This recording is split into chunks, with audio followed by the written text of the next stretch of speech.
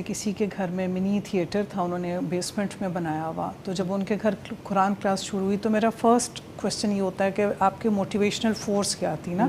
تو انہوں نے کہا جی میم میں تو اس پوائنٹ پہ جھوٹ نہیں بالکل بول سکتی.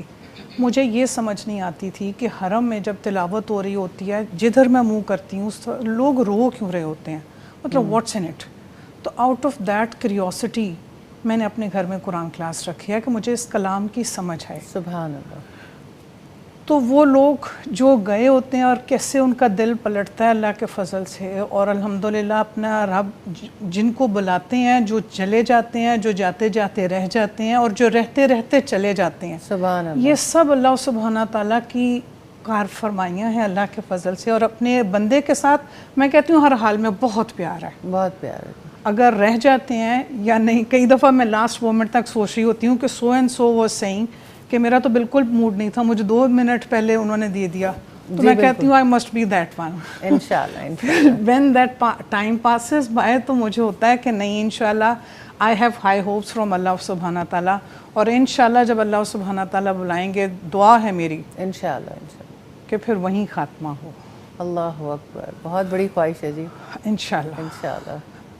بہرحال میری چھوٹی بہن ابھی اس دفعہ گئی تو وہ فرسٹ ٹائم گئی، تو وہ یہ کہہ رہی تھی کہ مجھے یہ سمجھ نہیں آتی تھی کہ جب آپ بات کر رہی ہوتی ہیں یا بڑی بہن، تو آپ لوگوں نے کیونکہ قرآن پاک پڑھا ہوا ہے ترجمے کے ساتھ، تفسیر کے ساتھ، اللہ کے فضل سے استاذہ کے انڈر سپرویژن، اور میرا خیال ہے بہت زیادہ ٹائم بھی اور تربیت کے لحاظ سے، تو آپ بات کرتے ہوئے یا قرآن کی کوئی بات کرتے آپ رو پڑتی تھی. تو مجھے یہ سمجھ نہیں آتی تھی. وہ کہنے لگی کہ مجھے کچھ نہیں پتا، اور میں نے ریاض الجنہ میں بیٹھ کے سورہ یاسین اور سورہ مدثر پڑھی ہے، تو مجھے سمجھ آئی کہ آپ لوگ کیوں روتے تھے.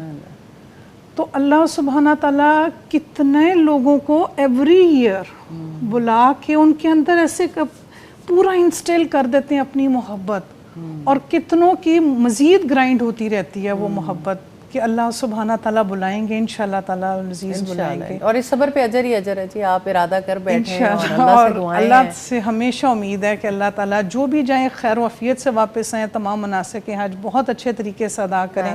اور مجھے یوں لگتا ہے کہ یہ ایک پورا ایک سین چینج ہو جاتا ہے نا آل اوور دا ورلڈ. جو کوئی گیا ہوا ہے وہ پیچھے والوں کو جو انفارمیشن دے رہا ہوتا ہے، جو پیچھے والے دے رہے ہیں، مجھے لگتا ہے وہ سارے مرکز سے جڑے ہوئے ہوتے ہیں اللہ کے فضل سے. بیت اللہ، مسجد نبوی اور یہی چیزیں، حرم، یہی چیزیں آ رہی ہوتی ہیں انسان کے ذہن. بس ایک چیز جو ہے وہ اپنی دعا ضرور کریں، لیکن یہ ہے کہ مجھے لگتا ہے کہ اس کے اوپر زیادہ فوکس ہوگا تو ابھی بہت عرصہ پھر آپ کا حج پوسٹ پون ہو جائے گا کیونکہ پھر انسان کو ذمہ داریاں یاد آتی ہیں کہ اچھا ابھی یہ کر لیں، ابھی یہ کر لیں. ریئلی اس کا سائیکلوجیکلی بہت بڑا اثر ہوتا ہے. تو آپ اللہ سبحانہ تعالیٰ کی تقدیر پر راضی ہو جائے. وہ فیصلے تو اللہ تعالیٰ کے ہیں کہ انسان کو موت کس مقام پر آئے، لیکن یہ ہے کہ خواہش رکھی جا سکتی ہے، اس میں کوئی حرج نہیں ہے، لیکن حج ضرور کر لیں، حج کے ساتھ نہ رکھیں. ہاں جی. تو بلد رسول میں موت کی تمنا جو ہے وہ کرنا تو بہت بڑی بات ہے اور ان علاقوں میں، لیکن بہرحال حج کا فریضہ جو ہے وہ اپنی جگہ پر ہے.